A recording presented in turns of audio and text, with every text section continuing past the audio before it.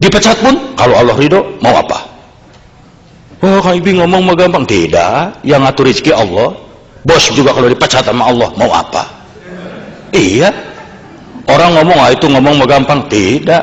Saya Kang Ibing tidak punya kantor pelawak. Di mana sekarang pelawak kantornya? Tidak ada. Kalau dihitung di atas kertas, ada yang manggil ngelawak, anak saya bisa makan. Kalau tidak ada yang manggil, anak saya barangkali sulit makan. Teori, prakteknya, Masya Allah, tidak punya kantor, villa ge boga, mobil alus, penghasilan tuh eleh kudu di Jepang. Naon aing jika Jepang da di Indonesia gaing beunghar. Ini kepo deui. Bukan masalahnya apa-apa. Saya lihat tuh ada yang wanita lihatnya di bengong nih. Saya juga ngerti dalam hatinya ngomong, itu si Ibing di kaset di televisi mah belon aslinya mah ganteng. Benar tak? Tidak usah ditepukin. Saya bukan burung merpati. Pas japati aing pun jeung liur kamera aing mah yeuh. Rabeng kieu. Nah, ini. Tapi yang paling sulit itu bentroknya. Sekarang diridhoi oleh bos, tidak diridhoi oleh Allah, diridhoi oleh Allah, tidak diridhoi oleh bos. Mau apa? Itu sulit. Umpamanya nggak usah jauh-jauh. Islam mengajarkan sholat, tapi kantor Anda tidak memungkinkan untuk sholat. Coba, bisa saya sholat, tapi bos bisa berkata, pilih mau sholat, kamu keluar dari sini. Kalau tidak sholat, sok ikutin peraturan di sini. Allah memerintahkan, aqimus sholat, dirikanlah sholat. Bahkan masalah kakum fisakor, apa yang menjawabkan kamu masuk neraka, itu karena tidak sholat. Mungkin berat. Saya paksakan sholat, saya dipecat.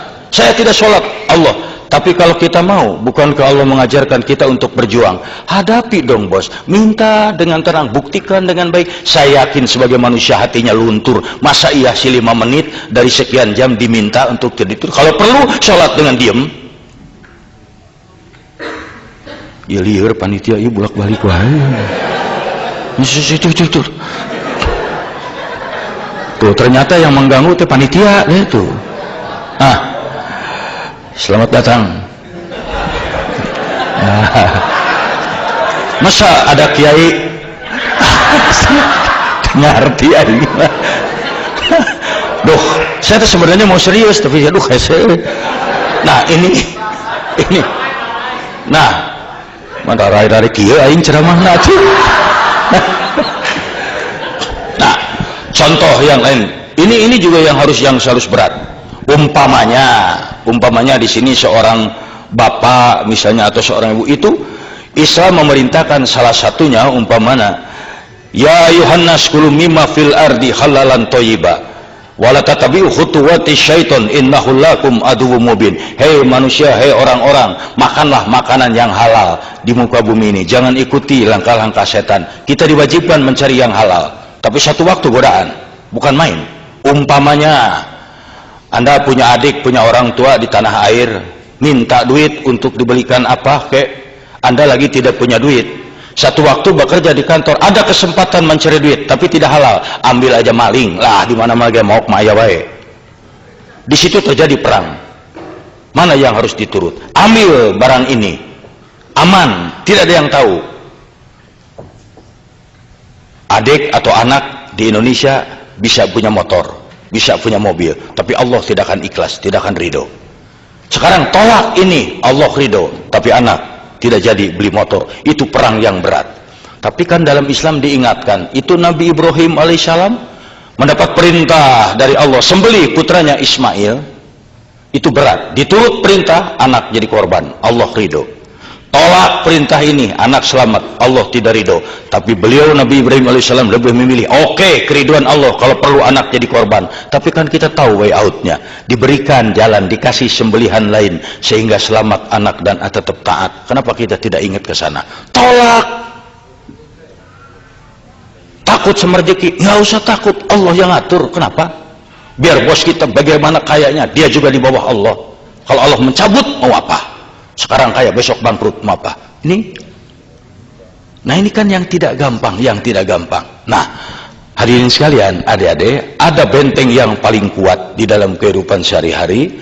untuk supaya kita tidak terjerumus, yaitu pandai-pandai saja bersyukur, tasakur binikmah, waskuruli wala takfurun. Bersyukurlah, jangan mengingkari nikmat yang diberikan. Orang yang bersyukur hidupnya tidak pernah takut. Orang yang bersyukur hidupnya tetap optimis. Kalau orang yang tidak bersyukur, dia lihat air minum setengah gelas, dia akan ngomong, air saya tinggal setengah gelas. Tapi orang bersyukur akan berkata, alhamdulillah masih ada air saya setengah gelas. Don't be afraid, jangan takut. Kenapa harus takut? Jangan, salah satunya untuk bersyukur, jangan membanding-banding, lihat ke atas terus. Dalam Islam itu tidak benar melihatnya ke atas. Orang lain di Jepang 1 tahun sudah punya ini, saya udah 5 tahun belum punya apa-apa. Jangan lihat ke sana, lihat ke bawah. Berapa banyak orang yang ingin ke Jepang. Anda nggak percaya, buka lamaran untuk kerja di Jepang, untuk misalnya ijazah SMA, kalau nggak sarjana juga seabrek-abrek daftar. Siapa sih yang nggak mau ke luar negeri, apalagi di kita masih luar negeri minded. Iya, sudah rasanya lebih hebat. Anda berpikir Anda sudah di Jepang, kenapa Anda nggak bersyukur? Saya yang ke Jepang sulit. Saya ke Jepang karena orang pinter. Kenapa? Kumaing. Sulit. Anda harus bersyukur. Saya capek kerja. Nggak apa-apa. Berapa banyak orang yang ingin ke Jepang? Kalau dibuka lamaran ribuan, Anda sudah di Jepang, kenapa nggak bersyukur? Salah satu bersyukur, gunakan setiap kenikmatan untuk ibadah ke Allah. Ya Allah, saya ini di Jepang, belum tentu semua orang bisa ke sini. Ya sudah, Anda tinggal bekerja dengan baik kok. Bukan karena bos, bukan karena apa-apa, karena Allah. Yang baik aja kerja. Udah, itu pun akan ditolong. Satu, tuh. Kalau membanding-banding, terutama kalau membanding-banding aja itu nggak akan selesai. Orang lain mah rumahnya gede, saya mah kecil. Lihat berapa banyak yang belum punya rumah.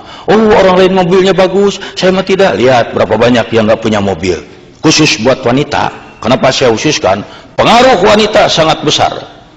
Menurut ajaran Islam, zuyyina linnasi hubbus syahawati minnan nisa. Dijadikan laki-laki itu cenderung cinta dan syahwat pada wanita. Sok lihat. Makanya adik-adik kalau suami melihat yang cantik jangan ngambek, malah harus bersyukur. Alhamdulillah ya Allah, suami saya masih normal. Daripada nanti suami melirik terus pantat kambing, bahaya ban. Boleh melirik yang cantik, boleh sekali, itu dari Allah. 2-3 kali jangan dari setan. Sekali melihat, aduh cantik, Allahu Akbar, udah. Itu yang kedua jangan. Di mana rumahnya? Itu jangan. Orang yang mau bersyukur mah tenang-tenang saja, karena Allah tuh yang mengatur. Kalau Anda ingin bersyukur, nanti pulang dari sini lihat wajah sendiri di cermin, akan timbul rasa syukur. Allahu Akbar, alhamdulillah, indah sekali wajah saya ya Allah. Coba lihat ini, mata disimpan dua-duanya di sini, pas sekali. Anda mau digaji 1 juta yen 1 jam, tapi mata ditelunyuk. Memang kalau ngintip yang mandi tenang, terbang kunci itu. Tapi makan sama repot siapa? Dah saya mah nggak mau. Kang Ibu 5 juta yen 10 menit. Waduh, 5 juta yen 10 menit. Tapi lubang hidung menghadap ke atas, dah repot. Kalau musim hujan gimana? Mana tuh? Kesana kesini mesti pakai genteng, wah repot. Tuh, saya mah lebih senang begini. Nah, makanya Allah yang mau mengatur. Jangan takut. Gunakan aja setiap kenikmatan untuk ibadah kepada Allah.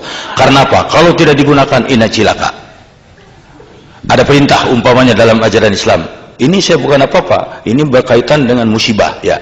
Karena yang namanya musibah itu biar di Indonesia, biar di Jepang, biar di Kutub Utara bisa aja kena pada tiap orang. Musibah itu banyak. Dari mulai misalnya kecopetan, kemalingan, kebakaran, dirampok, sakit gigi, itu semua musibah, semuanya tabrakan musibah.